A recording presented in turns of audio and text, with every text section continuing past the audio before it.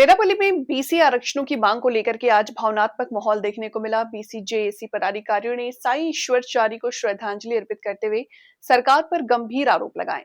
अंबेडकर प्रतिमा से अमरवीर स्तूप तक BC JAC की ओर से रैली निकाली गई, मोमबत्तियां जलाई गई। ईश्वरचारी को याद किया गया, जिन्होंने बीसी आरक्षणों की मांग को लेकर के जान दे दी थी। आत्म बलिदान समाधान नहीं, बीसी समाज के हक शांतिपूर्ण संघर्ष से ही मिलेंगे। ईश्वरचारी की मौत सरकार की नाकामी का परिणाम है। उषा ने आरोप लगाया कि बीसी जनसंख्या के हिसाब से 42% आरक्षण देने के बजाय सरकार ने इसे घटाकर 70% तक सीमित कर दिया, जिससे ईश्वरचारी मानसिक दबाव में आ गए और उनकी हत्या 29 कार्यक्रम में बीसी जेएसी के कई जिला नेताओं ने हिस्सा लिया और आरक्षणों के लिए आंदोलन तेज करने का ऐलान किया। साथ ही जनता से अपील की कि कोई भी आत्महत्या जैसे कदम न उठाए।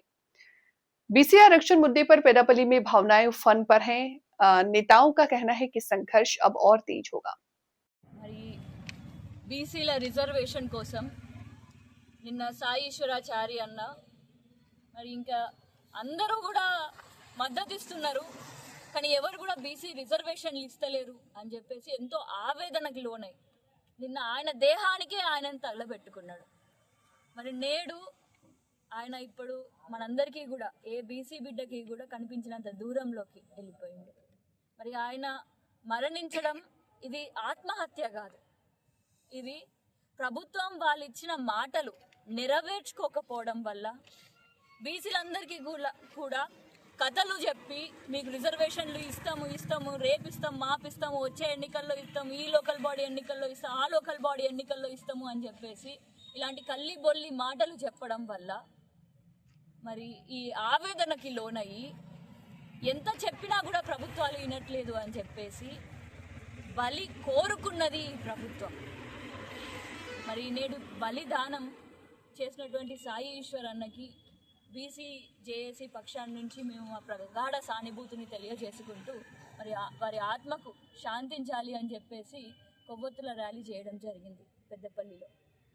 మరి ఏ అమరవీరుల స్తూపం దగ్గర అయితే మేము కొవ్వొత్తులతోటి నివాళులు అర్పించామో, మరి అదే అమరవీరుల స్తూపంలో మరి మొదట మనకు శ్రీకాంతాచారి దగ్గర నుంచి ఎంతో మంది యువకులు ఆనాడు తెలంగాణ అని ఏ విధంగానైతే వాళ్ళు ఆత్మలు బలిదానాలు ఇచ్చారో, మరి నేడు బీసీ ఉద్యమానికి కూడా మళ్ళా అదే బలి కోరుకుంటుందా ఈ ప్రభుత్వాలు అని చెప్పి ప్రశ్నిస్తున్నారు.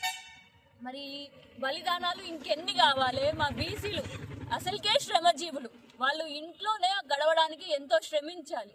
మరి నేడు ఈ బలిదానాల వల్ల ఈ ప్రభుత్వానికి ఏమొస్తుంది? మరి మీరు ఇచ్చిన హామీలే మీరు నెరవేర్చొచ్చు కదా.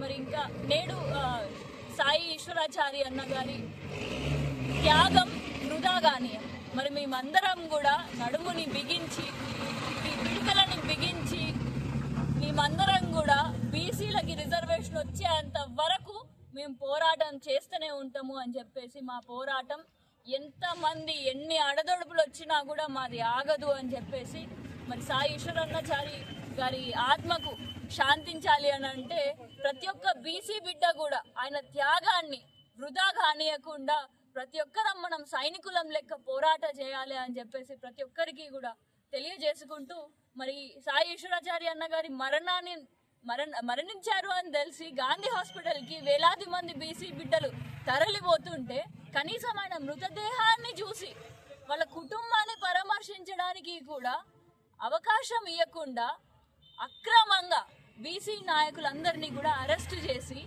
మరి పోలీస్ స్టేషన్లలో ఉంచుతున్నారు. మరి ఈ అరెస్టులు మీరు సాయి ఈశ్వరాచార్య అన్న నేడు మరణించింది ఎందువల్ల? ఈ ప్రభుత్వాల వల్ల. మరి ఆ ప్రభుత్వం ఇప్పటికీ కూడా ఇంకా ఇంత మొండిగా ఉండి బీసీ నాయకులని అరెస్టు చేయడం అసలు దేన్ని ఎటు సైడ్ దారి తీస్తుంది అని చెప్పేసి ప్రశ్నిస్తున్నారు.